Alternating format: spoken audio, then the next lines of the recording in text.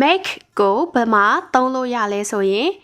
မရှိသေးတဲ့အရာတစ်ခုခုကိုဖန်တီးပြုလုပ်တာတိဆောက်တာမျိုးတွေဖြစ်တဲ့ကိန်းမုတ်လုပ်တာတို့အဝတ်ချုပ်လုပ်တာတို့စသဖြင့်ပေါ့နော်ပစ္စည်းတွေဖန်တီးမှမဟုတ်ဘူးစနစ် project တွေအမှုပညာအလုပ်တွေမှာလည်းအများကြီးထည့်သုံးလို့ရပါတယ်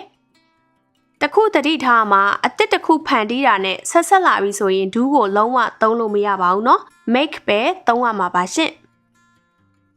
အကြောင်းအရာတစ်ခုခုကြောင့်အခြေအနေတစ်ခုသို့မဟုတ်ခံစားချက်တွေရလဒ်တွေတစ်ခုဖြစ်လာစေရဆိုရင် make ကိုပဲသုံးလို့ရပါတယ်ဥပမာအဖြစ်ပေါ့နော်သူကငါ့ကိုပျော်အောင်လုပ်ပေးတာတို့ဒီရုပ်ရှင်ကငါ့ကိုမျက်ရည်ကျစေတာတို့အကြောင်းရင်းတစ်ခုဖြစ်တဲ့ယာသီဥတုမကောင်းလို့ပေါ့နော်ရလဒ်တစ်ခုဖြစ်လာစေတဲ့ခရီးစဉ်ဖြတ်လိုက်ရတာမျိုးတွေမှာကြောင်းရာကြောင့်ရလဒ်နဲ့ခံစားချက်တွေဖြစ်လာစေတဲ့နေရာမှာလည်းသုံးလို့ရပါတယ်